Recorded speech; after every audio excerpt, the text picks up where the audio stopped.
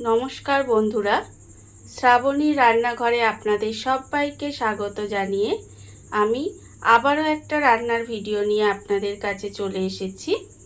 আজকের আমি আপনাদের পটল দিয়ে একটু অন্যরকম রেসিপি বানিয়ে দেখাবো, যেটা আমার বাড়িতে সবাই খেতে খুব পছন্দ করে এবং বারবার বানাতে বলে।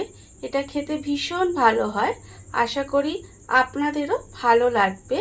আর তার জন্য কিন্তু পুরো ভিডিওটা দেখতে হবে এবং বাড়িতে বানাতে হবে। তাহলে চলুন এই রান্নাটা আমি কিভাবে করি সেটা আপনারা একবার দেখে নিন। পটলের এই রেসিপিটি বানানোর জন্য প্রথমে আমি এখানে পটল নিয়ে নিয়েছি, আর পটলের এখানে খোসাগুলোকে আমি খুব ভালোভাবে ছাড়িয়ে রেখেছি। আর পটলটাকে দুদিকে কিন্তু এইভাবে একটু করে চিড়ে রেখেছি মুখটা, যাতে মশলাগুলো খুব ভালোভাবে এর মধ্যে ঢুকতে পারে। এবারে আমি পটলের মধ্যে প্রথমে দেব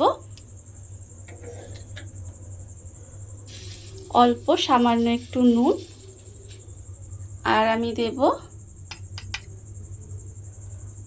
অল্প একটু হলুদ গুঁড়ো,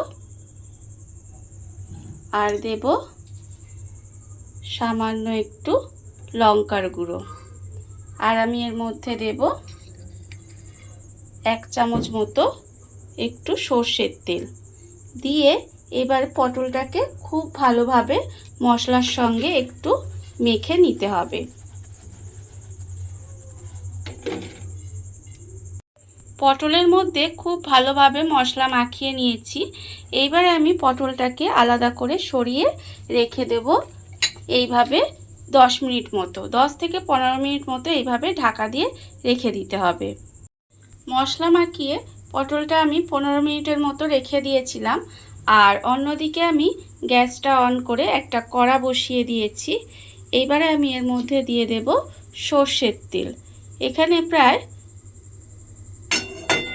4 চামচের মতো আমি সর্ষের তেল দিলাম। দিয়ে এবারে তেলটাকে আমাকে একটু গরম করে নিতে হবে। তেলটা আমার এখানে গরম হয়ে গেছে। এবারে আমি এই মশলা মাখানো পটলগুলো একটা একটা করে তেলের মধ্যে দিয়ে ভালোভাবে প্রথমে ভেজে নিতে হবে। এইভাবে আমি পটলগুলো দিয়ে দিলাম। দিয়ে গ্যাসটাকে কমিয়ে একটু লাল করে পটলগুলোকে আমায় ভেজে নিতে হবে। প্রথমে পটলগুলো আমার লাল করে ভাজা হয়ে গেছে। এবারে আমি পটলগুলোকে তুলে আলাদা করে রেখে দেব।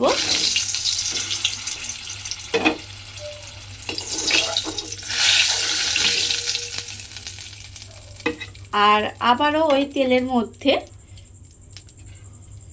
পটলগুলো দিয়ে সমস্ত পটলগুলো আগে ভালোভাবে ভেজে নেব। পটলগুলো আমি এখানে ভেজে আলাদা করে সরিয়ে রেখে দিয়েছি। এবারে আমি এই তেলের মধ্যে রান্নাটা করব। তার জন্য আমি প্রথমে দেব এখানে পেঁয়াজ বাটা।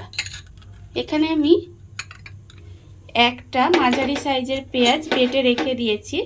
সেই পেঁয়াজ বাটাটা আমি এর মধ্যে দিয়ে দেব। দিয়ে প্রথমে আমি একটু পেঁয়াজ বাটাটা দিয়ে একটু ভাজা ভাজা করে নেব। যেহেতু পেঁয়াজটা কাঁচা এখানে বেটে দেওয়া হয়েছে, তাই এখানে পেঁয়াজটা আমি একটু তেলের মধ্যে নেড়ে ভেজে নেব। পেঁয়াজ বাটাটা দিয়ে আমি একটু ভাজা ভাজা মতো করে নিয়েছি। এইবারে আমি এর মধ্যে দিয়ে দেব রসুন বাটা। এখানে আমি 1 চামচ মতো রসুন বেটে রেখেছি, সেই রসুন বাটাটা আমি এর মধ্যে দিয়ে দিলাম। দিয়ে আবারও একটু নাড়াচাড়া করে একটু ভাজা ভাজা মতো করে নেব, যাতে রসুনের কাঁচা গন্ধটা চলে যায়।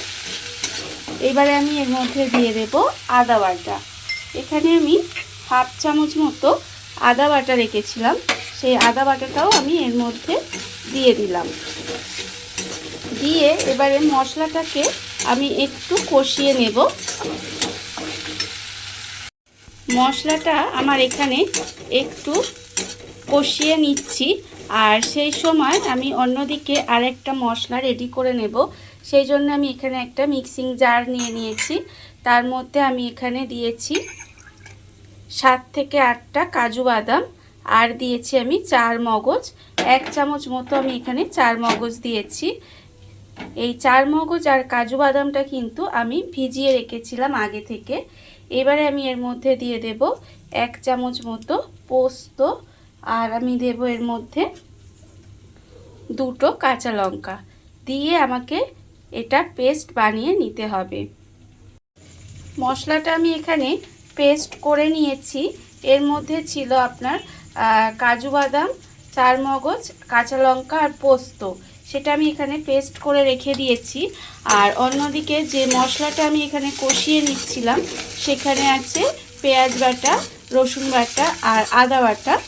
এবারে আমি মশলাটা এখানে কষানো হয়ে গেছে, আর এখানে যে মশলাটা আমি বানিয়েছি সেটাও রেডি হয়ে গেছে। এবারে যে মশলাটা আমি বানিয়েছি সেটা আমি এর মধ্যে দিয়ে দিলাম।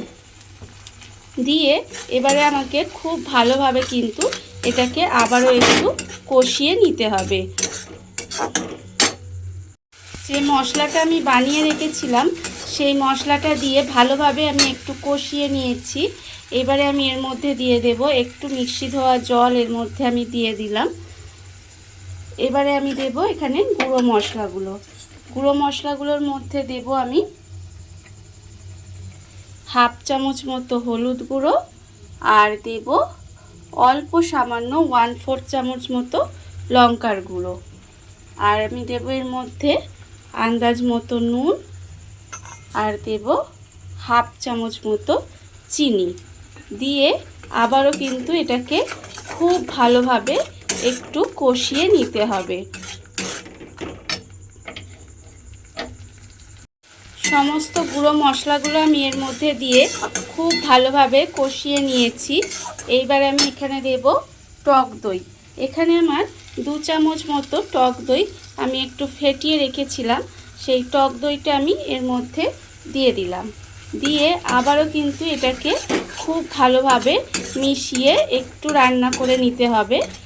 আর এই সময় আমি এর মধ্যে দিয়ে দেব, এখানে আমি রেখেছি ছানা, সেখানে 50 গ্রাম মতো ছানা আছে, সেই ছানার অর্ধেকটা ছানা আমি এর মধ্যে দিয়ে দেব। আর অল্প সামান্য একটু ছানা কিন্তু আমি বাটিতে রেখে দিলাম। ছানাটা দিয়ে আবারও মশলার সঙ্গে একটু মিশিয়ে রান্না করে নেব। ছানাটা দিয়ে আমি আবারও একটু রান্না করে নিয়েছি। এইবারে আমি এর মধ্যে দিয়ে দেব এখানে যে টক দইটা আমি দিয়েছিলাম সেই বাটি ধুয়ে 1 বাটি মতো জল আমি এর মধ্যে দিয়ে দিলাম। 1 বাটি মতো জল আমি এর মধ্যে দিয়ে দিলাম। দিয়ে এবারে এটাকে আমাকে একটু ফুটতে দিতে হবে, ফুটে একটু রান্না হতে দিতে হবে আমাকে। এইভাবে জলটা দিয়ে আমি বেশ কিছুক্ষণ রান্না করে নিয়েছি। করে নেওয়ার ফলে দেখুন গ্রেভিটা বেশ ঘন হয়ে গেছে। এইবারে আমি এর মধ্যে দিয়ে দেব যে পটলগুলো আমি ভেজে রেখে দিয়েছিলাম, সেই পটল ভাজাগুলো আমি এর মধ্যে দিয়ে দিলাম। দিয়ে এবারে গ্যাসটাকে কমিয়ে আমাকে এইভাবে কিছুক্ষণ কিন্তু রান্না করে নিতে হবে, যাতে সমস্ত মশলাগুলো পটলের ভেতরে খুব ভালোভাবে ঢুকে যায়। পটলটা দিয়ে আমি প্রায় মিনিট 10 মতো এইভাবে রান্না করে নিয়েছি। করে নেওয়ার পরে রান্নাটা আমার প্রায় রেডি হয়ে গেছে। এইবারে আমি এর মধ্যে দিয়ে দেব অল্প সামান্য একটু গরম মশলার গুঁড়ো। ছোট চামচের 1/4 চামচ মতো আমি একটু গরম মশলা গুঁড়ো দিয়ে দিলাম। দিয়ে এবার গরম মশলাটাকে আমি খুব ভালোভাবে মিশিয়ে দেব। আর নামানোর আগে আমি এর ওপর থেকে যে অল্প একটু ছানা আমি রেখে দিয়েছিলাম সেই ছানাটা আমি ওপর থেকে দিয়ে দেব। দিলেই কিন্তু আমার রান্নাটা রেডি হয়ে যাবে।